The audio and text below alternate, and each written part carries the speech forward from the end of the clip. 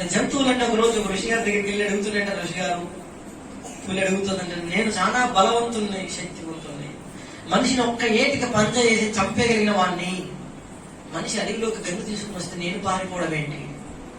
నేనెందుకు భయపడాలి? నాకెందుకు అది దేవుడు ఇచ్చాడో దాన్ని తీసేయమని చెప్పండి. ఏం జరిగిందంటే, నేను ఎంత బలమైన వాడిని, నాతో వస్తువును కూడా బోలిన వేయగలిగినంత శక్తి నాకుంది.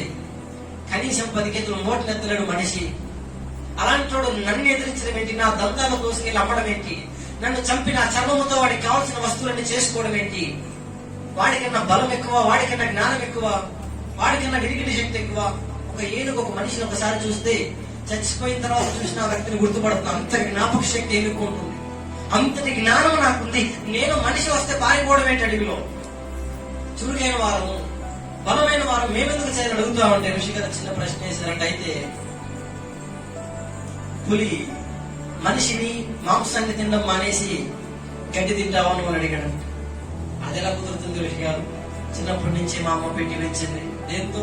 మాంసము, రక్తము, ఎముకలు, కండలు, నరాలు బాగా నమిలి నమిలి నమిలి నమిలి తినేయాలి.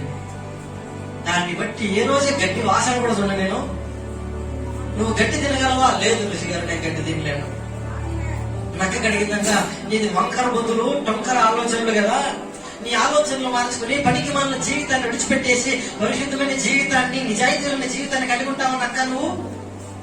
అదే ఋషి గారు, నా జీవితమే అటువంటిది, నా స్వభావమే అటువంటిది, నా వైఖరే అటువంటిది. నేను మంచివాడిగా మరి నిజాయితీగా ఉండడం అంటే అది కళ. ఋషి గారు చెప్పారంటే, అయితే మిమ్మల్ని మీరు మార్చుకోలేని శక్తి మీకు లేదు, కానీ తనను తాను మార్చుకోగల శక్తి మనిషికి ఉంది. హల్లెలూయా. అందుకే అతను మనిషి అయ్యాడు.